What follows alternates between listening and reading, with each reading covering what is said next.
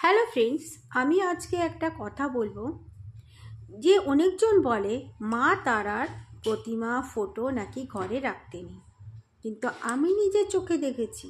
যেটা আমি জানি, যেটা দেখেছি সেটা তো আমি বলবই।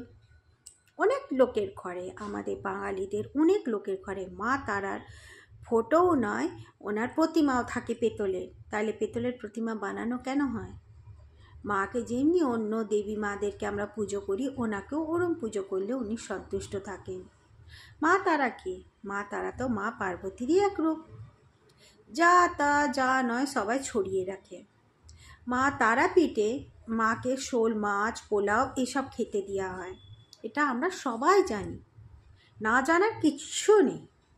তাতে মাকে আর মায়ের ভক্তদেরকে ছোট করার জন্যে যে কেউ বলবে মা আবার নিজের সন্তানকে খায় নাকি, ওসব বলে কেউ কিচ্ছু এড়াতে পারবে না, কিছু সাবিত করতে পারবে না। কেননা এটা অনেক কাল ধরে হয়ে আসছে। আরেকটা কথা বলি, ঠিক আছে, ঘরে যে মাকে আমরা রাখি ওনাকে তো আমরা ননভেজ দিই না, তো মা কি আহার গ্রহণ করেন না? মাকে যে যেটা দিতে পারে। হ্যাঁ, শাস্ত্রতে লেখা নেই জীব হত্যার কথা, শাস্ত্রতে এটাও তো লেখা নেই যে প্রতিমা পুজো করো। ভালো করে দেখো তো তোমরা, শাস্ত্রতে আছে প্রতিমা পুজোর বিধান?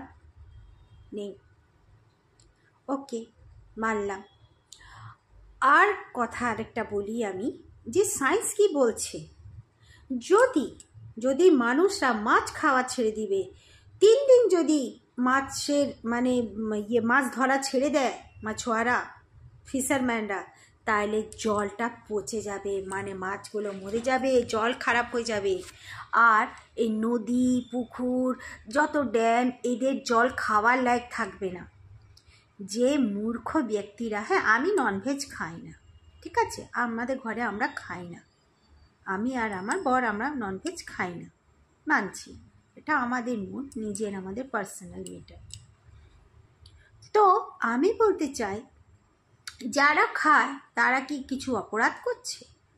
এটা তো অনন্তকাল অবধি খেয়ে আসছে সবাই, যার ইচ্ছা সে খেতে পারে, আর যার ইচ্ছা নেই সে খেও না। কিন্তু যে খায় তাকে ছোট করো না, ঠিক আছে? আমার বলার মানে এই, তাকে ছোট করো না। সে যদি খাচ্ছে না, নিজের মেহনতের পয়সায় খাচ্ছে, আর সবাইকে ছোট করে ভীষণ সে বড় হয়ে যাবে নিজে, কোনো দিন না। যদি সে ভক্ত হয়ে থাকে কেউ, ভক্তরা অন্যকে ছোট করে না। মিথ্যাবাদী ঘোরেলবাজ